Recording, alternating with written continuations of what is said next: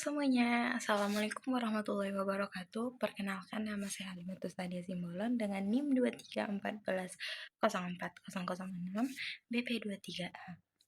Nah, di sini saya akan menjelaskan tentang jaringan bidang datar garis persamaan vektoris garis lurus. Sebelum kita mencari tahu lebih dalam, kita perlu tahu apa sih jaringan bidang rata itu? Baik, sekarang kita cari tahu dulu apa itu definisi jaringan bidang rata. Dimisalkan F1, F2, F3 adalah 3 bidang rata yang melalui titik T, maka semua bidang rata yang melalui titik T disebut jaringan bidang rata. Berdasarkan definisi tersebut, maka jaringan bidang rata yang dirumuskan sebagai berikut. F sama dengan F1 tambah lambda F2 tambah mu F3 sama dengan 0. Jadi sekarang kita memiliki bidang H1 berpotongan dengan bidang H2 dinamakan H1, H2 dan bidang yang paling bawah itu dinamakan H3. Titik perpotongan ini dinamakan titik P. H3 berpotongan dengan H1 dan H2. Jadi hasil perpotongan H1 dan H2 itu akan menghasilkan satu titik yang dinamakan dengan titik P. P itu adalah titik persekutuan dari H1, H2, dan H3. Maka dari perpotongan itu antara H1, H2, dan H3 membentuk sesuatu yaitu jaringan bidang. Jadi jaringan bidang itu ada H1, H2, dan H3. Di mana H1, H2, dan H3 ini sedang berpotongan, kemudian H3 itu juga memotong di bidang H1, H2, sehingga berbentuk titik persekutuan yaitu titik P. Ini saya akan membuat sebuah contoh dari jaringan bidang rata, yaitu tentukan persamaan bidang rata V yang sejajar bidang U sama dengan X tambah Y tambah Z sama dengan 1, serta melalui titik potong bidang. F1 sama dengan X kurang 3 sama dengan 0, F2 sama dengan Y kurang 4 sama dengan 0, F3 sama dengan Z sama dengan 0. Karena tadi persamaannya itu ada F sama dengan F1 tambah lambda F2 tambah mu F3 sama dengan 0, maka ini persamaan ini kita masukkan ini. Jadi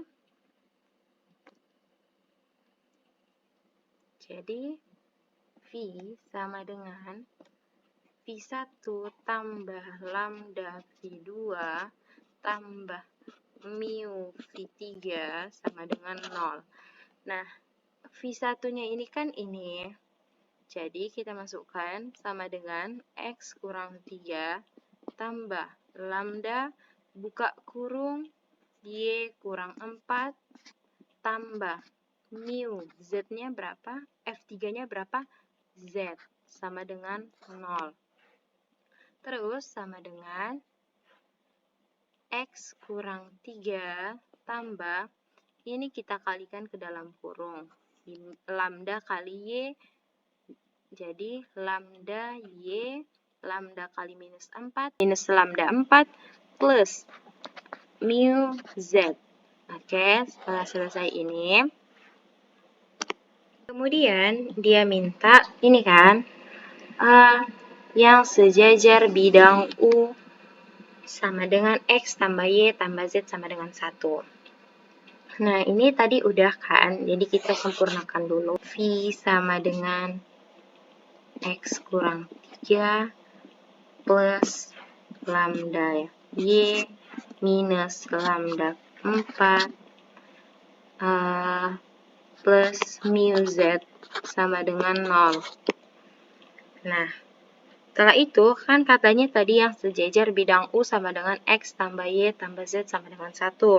Jadi kita tulis dulu di sini U sama dengan X plus Y plus Z. Nah, sama dengan 1, 1, 1. 1 ini koefisiennya. Koefisien 1, 1, 1 ini adalah koefisiennya. Karena kan di depan X ini ada angka 1 tapi tidak tertulis, jadi koefisien dia itu 1, Y itu juga 1, Z itu juga 1. Kenapa bisa begini? Karena koefisiennya 1, 1, 1. Ya enggak? Ini 1, ini juga 1, ini juga 1. Oke? Nah, jadi Jadi diperoleh vektor normalnya itu 1, lambda, mu. Nah, kita substitusi ke persamaan yang ini. Oke, jadi X, kan ini 1, jadi X kurang 3 tambah Y kurang 4 tambah Z. Yang ini tadi. Kan, yang ini. Ini kan tadi yang persamaan kita peroleh dari lambda dikalikan ke Y ke sini. Jadi yang ini dimasukkan ke ini, titik potong ini dimasukkan ke persamaan bidang. Ke persamaan. Dan setelah dapat ini, dan kita mengurutkan variabel. Jadi X tambah Y tambah Z, ini kan ada Z, X, Y, Z, terus dikurang 7 sama dengan 0. Ya, berarti hasil akhirnya ini. Oke, sekian. Baik, saya akan menjelaskan yaitu persamaan vektor pada garis. Yang pertama ada definisi. Ada banyak cara berbeda untuk menyatakan garis lurus pada bidang. Faktanya, masing-masing representasi berbeda ini dapat berguna untuk situasi berbeda. Misalnya, kita ingat bahwa jika kita mengetahui Y titik potong min B garis dan kemiringannya M, maka kita dapat menuliskan persamaan garis dalam bentuk titik potong gradien yaitu Y sama dengan MX plus B. Pokok pembahasan. Penting untuk diketahui terlebih dahulu bahwa setiap garis lurus selalu memuat komponen-komponen skalar seperti halnya pada gambar garis K di samping. Dapat kita lihat bahwa melalui titik A, B, dan C dapat ditentukan besaran delta X dan delta Y. Kedua besaran ini masing-masing menyatakan komponen skalar garis secara horizontal dan vertikal. Jika pada garis K memuat AB menuju, maka komponen-komponen vektor tersebut ditentukan oleh delta X sama dengan XB kurang XA. Begitu juga delta Y, YB kurang YA.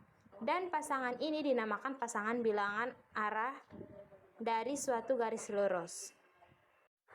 Nah, pembahasan gambar tersebut, jika dikaitkan dengan trigonometri, maka perbandingan antara delta Y terhadap delta X pada gambar dapat dinyatakan dalam bentuk tan theta, sama dengan delta Y per delta X. Dengan theta merupakan sudut yang dibentuk oleh garis K terhadap AC menuju delta X. Namun, jika besaran ini diinterpresentasikan ke dalam konsep garis lurus, maka nilai tan theta dipandang sebagai kemiringan dari garis K. Garis K itu adalah garis yang miring panjang itu. Dan sudut AC itu A dan C yang ada di delta X. Baik, kita masuk ke contoh soal. Carilah persamaan vektor dari sebuah garis yang melalui titik A2, -1 dengan gradien 3/4 dan nyatakan dalam persamaan kartesius. Ada titik A2, -1 ditulis A menuju 2, min 1. Gradiennya sama dengan 3/4. Arah vektor P menuju 3-nya itu menjadi di atas dan 4-nya itu menjadi di bawah, jadi 4 dan 3. Kalau gradien itu Y per X. Nah, lanjutannya itu persamaan dari garis yang kita ketahui, persamaan vektor itu R menuju A menuju tambah T kali P menuju. Kita substitusikan R sama dengan 2 minus 1 tambah T buka kurung 4/3 sama dengan 2 tambah 4T dan minus 1 tambah 3T. Itu minus 1 itu dikalikan ke dalam 3. Jadi persamaan parameter dari garis X sama dengan 2 tambah 4T dan Y sama dengan minus 1 tambah 3T. Dan kita mendapatkan dua persamaan. Nah, persamaan kartesius itu sama dengan X sama dengan 2 tambah 4T menjadi 3X sama dengan 6 tambah 12T, Y sama dengan minus 1 tambah 3T menjadi 4Y sama dengan minus 4 tambah 12T. Kenapa bisa begitu? Karena setiap persamaan itu dikali 3. Dan dua persamaan ini kita kurangkan. Untuk mengeliminasi T itu, makanya kita persamaan pertama itu ya X itu dikali 3, dan persamaan kedua itu yaitu dikali 4. Dan kita kurangkan.